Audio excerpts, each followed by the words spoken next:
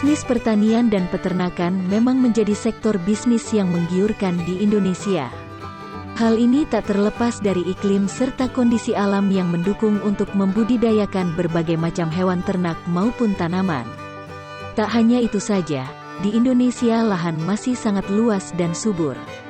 Apalagi di daerah pedesaan, di mana masih terdapat tanah lapang serta rumput hijau untuk pakan ternak. Hewan ternak tak hanya dimanfaatkan untuk diambil dagingnya, tetapi juga kulit serta tenaga hewan tersebut.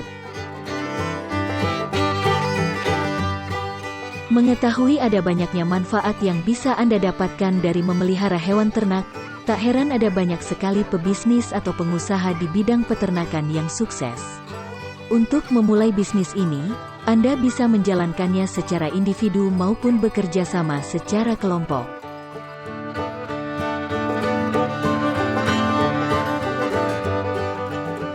Anda punya lahan yang cukup luas? Tidak ada salahnya dimanfaatkan untuk memelihara domba atau sapi. Banyak masyarakat di pedesaan yang berternak domba atau sapi untuk berinvestasi jangka panjang. Misalnya saja pada saat Idul Adha, di mana permintaan pada hewan ternak semakin tinggi.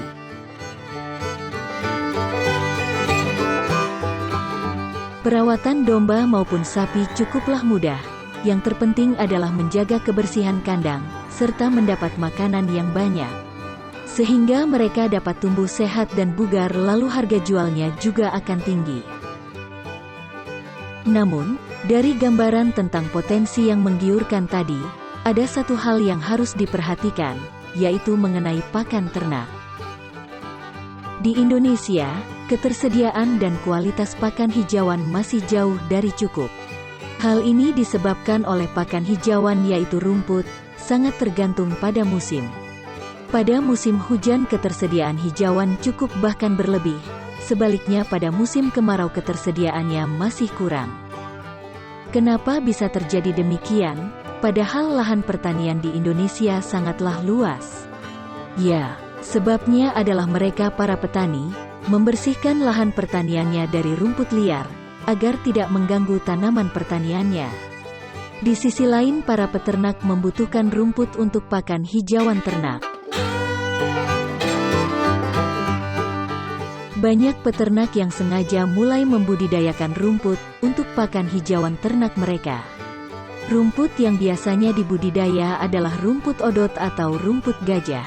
Namun, tidak sedikit peternak yang masih mengandalkan rumput liar untuk pakan ternak.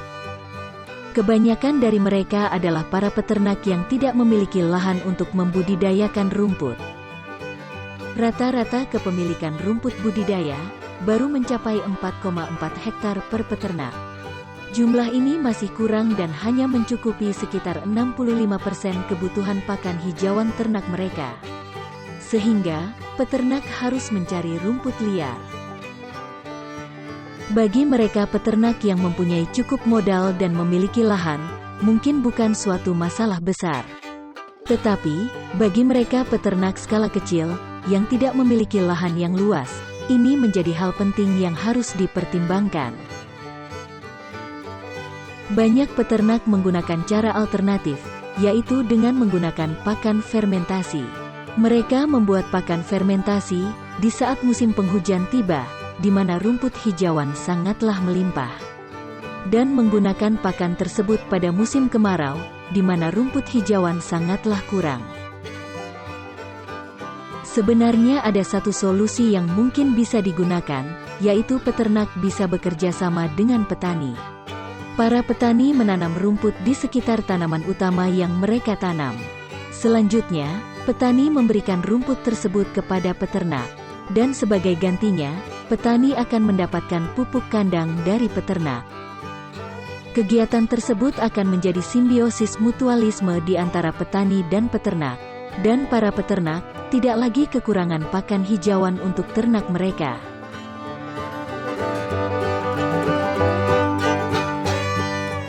Terima kasih sudah menonton video ini.